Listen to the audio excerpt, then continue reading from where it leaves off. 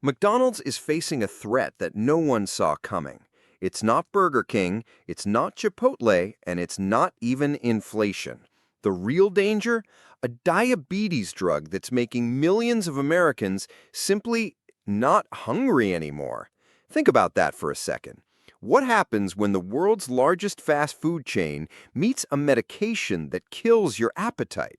We're about to find out, and the numbers are already starting to tell a story that should worry every McDonald's shareholder. Here's what's happening. You've probably heard of Ozempic by now.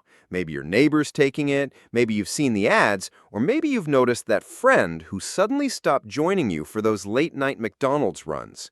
What started as a diabetes medication has become one of the most popular drugs in America, with over 12% of adults having tried these GLP-1 drugs and about 6% currently using them.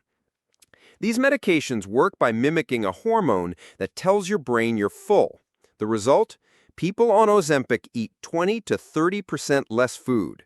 That's not a small change. That's skipping an entire meal every day. And when people do eat, they're not craving Big Macs and French fries. They want smaller portions, healthier options, or sometimes they just don't want anything at all. Wall Street is starting to pay attention. In June 2025, Redburn Atlantic dropped a bombshell report that sent McDonald's stock tumbling. Their analysts calculated that these weight loss drugs could cost McDonald's $428 million in annual sales, and that's just the beginning. They're predicting 28 million fewer customer visits per year. Let that sink in. 28 million times someone would have walked into a McDonald's but didn't because they simply weren't hungry. The timing couldn't be worse. McDonald's just reported its worst quarterly performance since the pandemic. U.S. sales dropped 3.6% in the first quarter of 2025. Low and middle-income customers, McDonald's bread and butter, are visiting nearly 10% less than last year.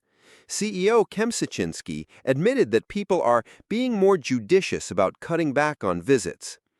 Now, McDonald's executives are quick to blame inflation and economic uncertainty. And sure, when a Big Mac meal costs over $10, people think twice.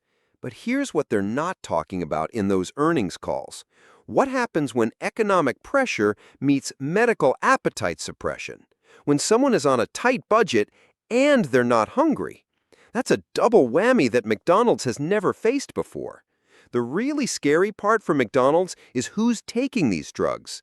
Right now, Ozempic costs around $1,000 a month without insurance, so it's mostly wealthier Americans using it. But that's changing fast. Generic versions are coming, insurance coverage is expanding, and by 2035, analysts predict 7% of Americans, that's 24 million people, will be on these medications long term. And here's the kicker. Lower-income GLP-1 users show different behavior than wealthy ones.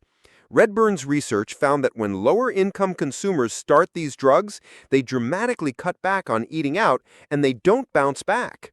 Wealthier users might return to their old habits after a year, but McDonald's core customers, they're gone for good. The math is brutal. If current trends continue, that $428 million loss could balloon to 10% of McDonald's sales over time. We're talking about billions of dollars vanishing, not because people chose Wendy's or Chipotle, but because they chose nothing. They just stayed home.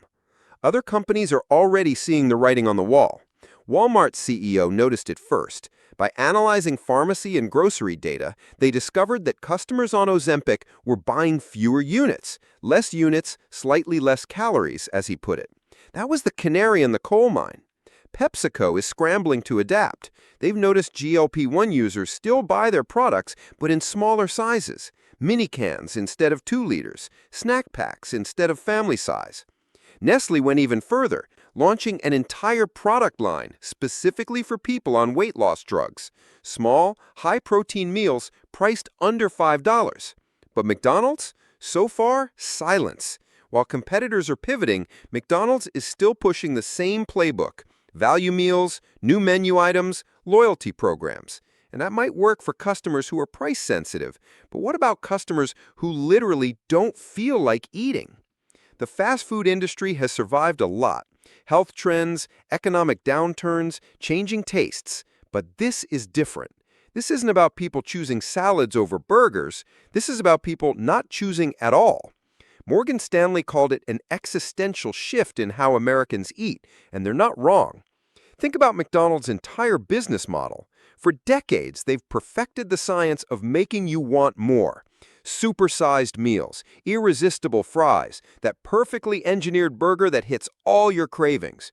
Their restaurants are designed to get you in, feed you fast, and leave you satisfied, but ready to come back tomorrow. But what happens when medical science short-circuits that whole system? When millions of people take a weekly injection that makes a Big Mac about as appealing as cardboard? The ripple effects go beyond just sales. Redburn analysts pointed out something fascinating. Dining is social. When one person in a friend group is on Ozempic and suggests skipping the McDonald's run, often the whole group skips it. That multiplier effect could accelerate the decline in ways McDonald's hasn't even calculated yet. Some analysts think this is overblown. They point out that only 6% of Americans currently use these drugs. They argue that McDonald's real problem is inflation and pricing, not appetite suppression. And maybe they're right for now. But here's what those optimists are missing. This is just the beginning. We're in year 7 of Ozempic, and adoption is accelerating. Every month, more insurance companies cover these drugs. Every month, prices inch lower. Every month, more Americans start that weekly injection.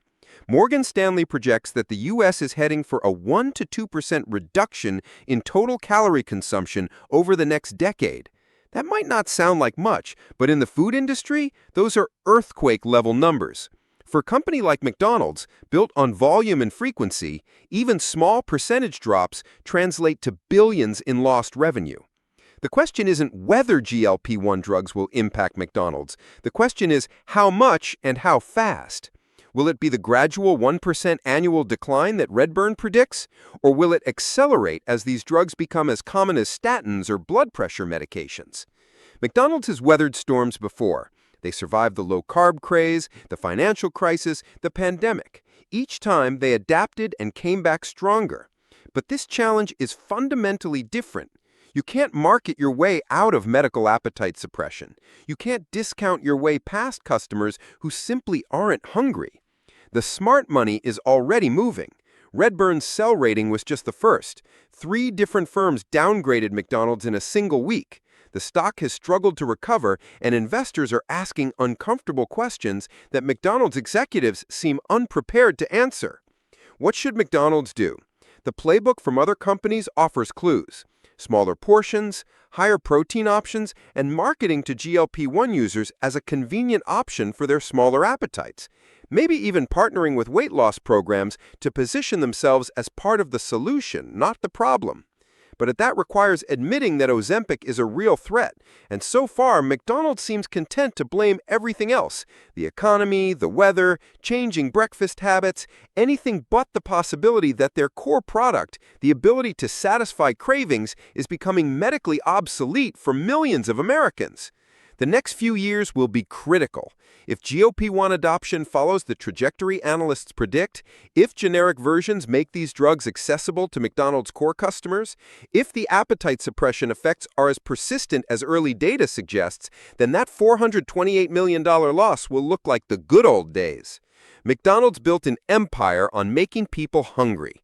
What happens when science makes them not hungry? We're about to find out, and for the golden arches, the future might not be so golden. Like and subscribe if you enjoyed the video.